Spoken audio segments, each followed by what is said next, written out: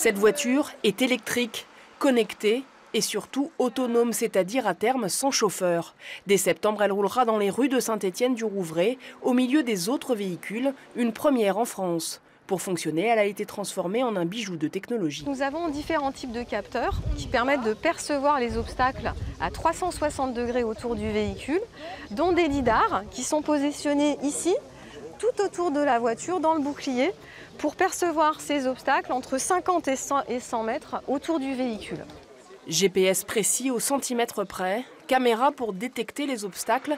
Les voitures sont également reliées en permanence au poste de commandement centralisé. Sur cette caméra, on voit les passagers à bord de la Zoé, ce qui permet de vérifier que tout se passe bien pour tous nos passagers. Et sur la caméra derrière moi, on voit la route. Ça permet de confronter les données techniques avec ce qui se passe réellement sur le terrain.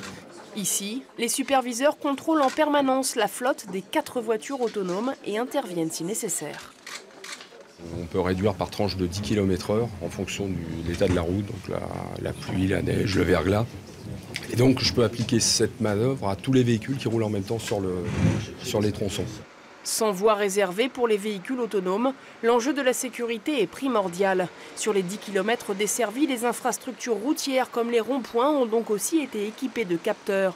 Mais en cas d'accident, qui indemnisera les victimes? Dans un premier temps, c'est l'assurance du véhicule qui paiera.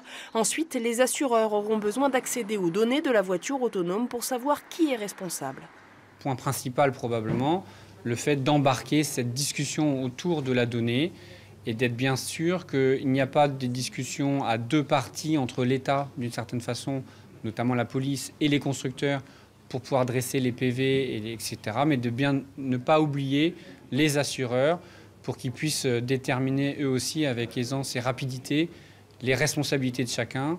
Entièrement gratuit, ce nouveau mode de transport sera réservable via une application sur téléphone portable.